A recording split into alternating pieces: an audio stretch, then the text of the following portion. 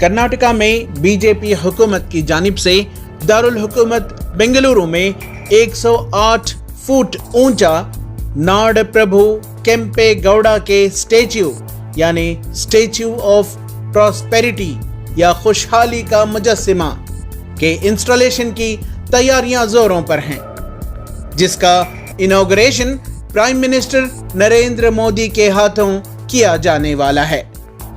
इस सिलसिले में बात करते हुए कर्नाटका कांग्रेस के स्पोक्सपर्सन एडवोकेट सांकेत येनगी ने कहा, करते हैं डिविजिव पॉलिटिक्स, करते हैं कम्युनल डिवीजन, तोड़ते हैं भारत को, जो रिलीजन के नाते ये लोग तोड़ते हैं, नफरत फैलाते हैं, बातों बातों पे किसी को दुश्मनी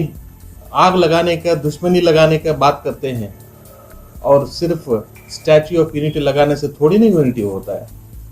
स्टैच्यू ऑफ यूनिटी जो बनाया ठीक है, लेकिन उससे नफरत फैलाना बंद हुआ मोदी जी से। हर बातों पे बताता है मोदी जी, कपड़े से पता चलता है कौन क्या है करके। दाढ़ी के बारे में बोलते हैं, टोपी के बारे में बोलते हैं। ये कहाँ का मोदी जी का बात और यूनिटी का बात बता रहे हैं आप? इससे तो पता चलता है कि मोदी जी कहते कुछ और करते कुछ और। जो डिविजिव पॉलिटिक्स करने वालों से कितना भी आप स्टैच्यू ऑफ यूनिटी 1 नहीं 1000 लगाने से भी बात वही होगा कि कोई फायदा नहीं होगा। जब तक उनका मन बदलता है, उसका सोच बदलता है, तब तक यूनिटी नहीं होगा। एडवोकेट सांकेत येनगी ने मजीद कहा कि न तो स्टैच्यू ऑफ यूनिटी से यूनाइट या मुत्तहिद किया जा रहा है और न ही स्टैच्यू ऑफ प्रॉस्पेरिटी के जरिए खुशहाली लाई जा रही है। चुनाचे कर्नाटका में बीजेपी हुकूमत इलेक्शन के करीब स्टैच्यू पर सियासत कर रही है। जैसे जैसे इलेक्शन होता है, एक एक स्टैच्यू खड़ा कर लेते हैं ये लोग। टैक्स पेयर्स मनी है, उनका सरकार है, उनका मेजॉरिटी है, तो खड़ा कर लेते हैं।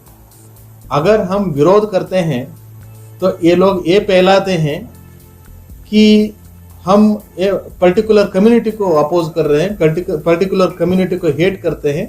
ये सब नफरत फैलाने की कोशिश करते हैं ये लोग। बात ये है कि इन लोगों का सोच ये है कि हम उसको विरोध करें, उसी बात को लेके ये लोग नफरत फैलाना शुरू करें।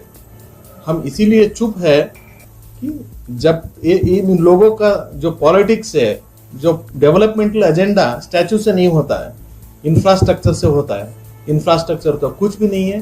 कितना लोग अभी गरीब ही रहे हैं, कोई किसी का तो उन्नति नहीं हो रहा है। इस सरकार अमीर लोग अमीर ही बनते जा रहे हैं। इसीलिए मैं बताता हूँ कि बातों से उन्नति नहीं होगा, ये बातों से पेट भराने वाले लोग हैं, उससे कुछ नहीं होता। ईटीवी भारत के लिए बेंगलुरु से रफीक जब्बार की रिपोर्ट।